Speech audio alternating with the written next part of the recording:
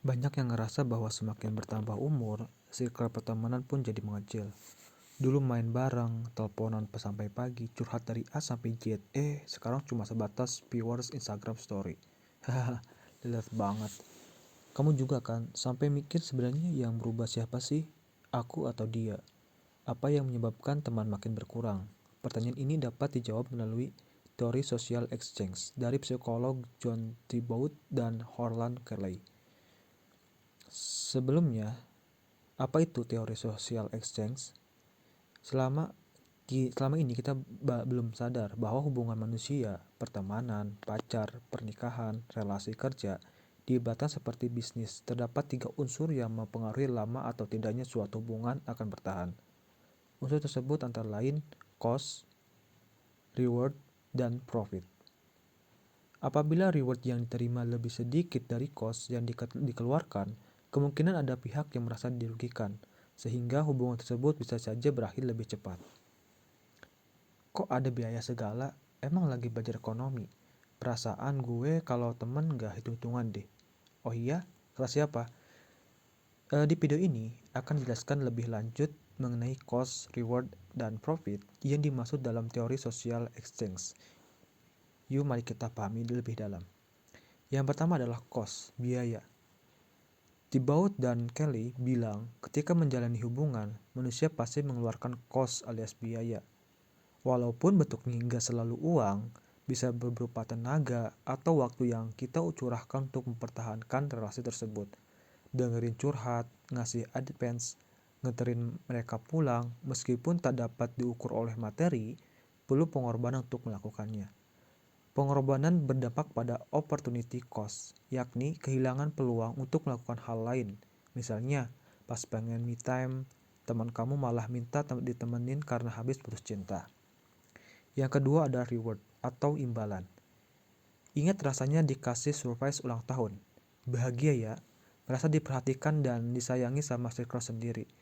Kejutan ulang tahun dapat dikategorikan sebagai reward atau cost yang sudah kamu keluarkan. Dalam teori social exchange, reward membuat seseorang merasa diapresiasi dalam sebuah hubungan. Ibaratnya, bukan gue doang yang berjuang sendirian. Bentuk reward macam-macam seperti quality time, ngasih kado, traktiran, makan siang, mengantar pulang hingga larut malam, kirim hampers lebaran, dan lain-lain. Profit atau keuntungan.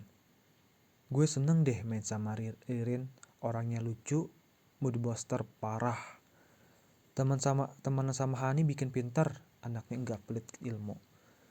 Rin dan Hani berteman di kampus. Kelebihan Rin terletak pada kekonyolan dan sifat ceria. Sedangkan Hani cenderung pendiam namun senang berbagi ilmu. Meskipun Rin enggak pintar, Hani merasa diuntungkan oleh tingkah laku Ririn yang selalu membuatnya terhibur. Sementara itu, nilai Ririn meningkat setelah berteman dengan Hani. Untuk membalas kebaikan Hani, Ririn berusaha menjadi teman yang baik dengan tingkah lakunya yang mengundang keceriaan. Apakah kamu pernah menjadi Ririn atau Hani?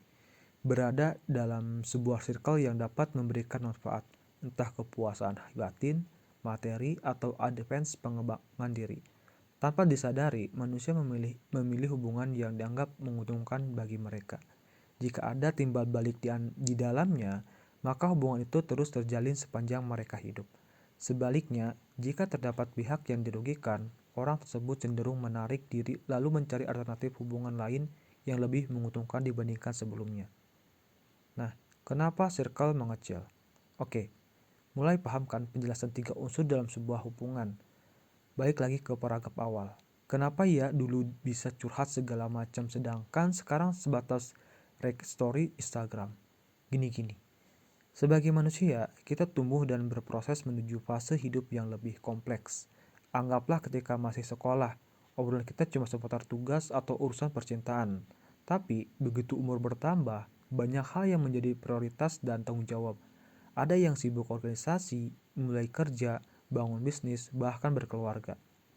Itulah mengapa saat memasuki usia 20 tahun, pertemanan tak lagi diukur dari seberapa banyak circle kita, tapi kualitas dan manfaat yang bisa diperoleh.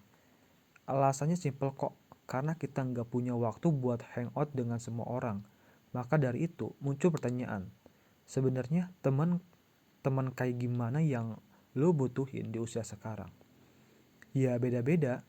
Mungkin Hani pengen berada di lingkungan pertemanan yang bisa diajak sharing seputar masalah hidup dan pekerjaan. Dan kebetulan dia mendapatkan hal itu saat berkumpul bersama teman kantornya. Sementara Ririn masih asik nongkrong dan bolak-balik bimbingan skripsi. Renggangnya hubungan mereka bukan karena saling melupakan, melainkan prioritas hidup yang tak lagi sama. Ujung-ujungnya, Hani lebih sering menghabiskan waktu bareng circle kantornya, nggak perlu keluar bensin atau janjian juga kan. Profit yang diperoleh Hani pun makin besar. Coba ingat, lagi penjelasan 3 unsur dalam sebuah hubungan. Komparasi level of alternative dan toxic relationship. Berapa orang pernah mengalami situasi seperti Rin dan Hani? Prioritas hidup berubah, circle pertemanan pun mengecil, ya udah biasa aja. Gak ada yang salah begitu. People come and go, remember. Tapi, ada juga yang tetap bertahan dalam lingkungan pertemanan tanpa memperhatikan cost dan rewardnya. Thibaut dan Kelly bilang, gak semua manusia punya kuasa untuk mengakhiri hubungan saat cost dan reward tak lagi seimbang, alias rugi. Ada kalanya mereka bertahan karena tidak memiliki alternatif hubungan lain, yang dikenal dengan komparasi level of alternative. Pernah punya teman yang toksik tapi susah buat ditinggalin. Kenapa tuh kira-kira? Gimana ya? Kita udah kenal dari kecil soalnya. Atau gue susah buat deket sama orang baru.